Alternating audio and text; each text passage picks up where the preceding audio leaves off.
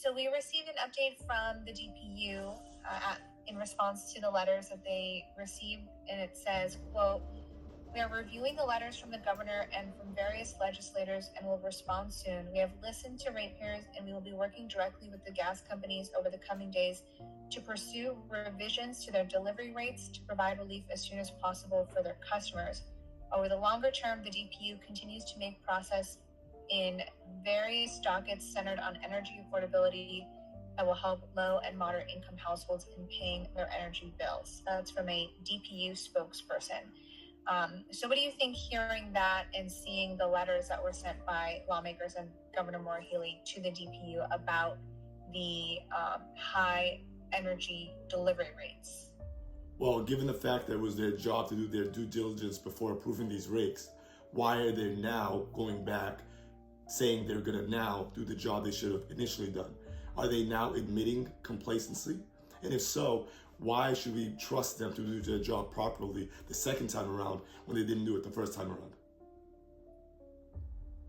So what would you like to see happen now that the DPU is in conversation with these utility companies? Like I said, we want a full audit of the DPU and its systems and how things work there, and we want a full audit of all the communication between all the different departments. We want to know what really went on. We know that we know that there is possible corruption that has happened within all those departments, and we want to get to the bottom of it.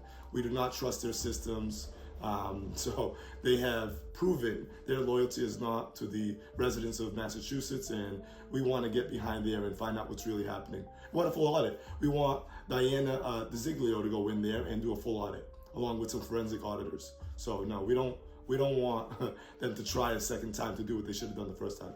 And then what I want to say as far as the response by Maura Healey in regards to Mass Save. Listen, so Mass Save does help with the usage of energy services, but then utilities come in and just raise the rates anyway, so you're not saving anything. So we couldn't care less about Mass Save. They've been running inefficiently for years. We want to dismantle that program and really take it apart and find out what's really going on there as well. And then as far as her response in regards to those payment plans, we don't want layaway for our energy costs. We want to be able to afford them outright, like it's always been, for decades to come. And so the idea that the American people would be, unintelligent enough to go for a layaway plan instead of focusing on the real issues, which are the prices, is ridiculous and it's preposterous. It's an insult to the American people.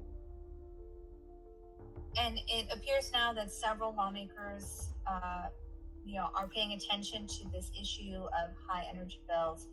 What do you want to see happen with that momentum? So that same list of lawmakers that are now saying they're paying attention to it. So what were they doing when they passed the bill S-2967 that passed on November 14th? Were they not paying attention then?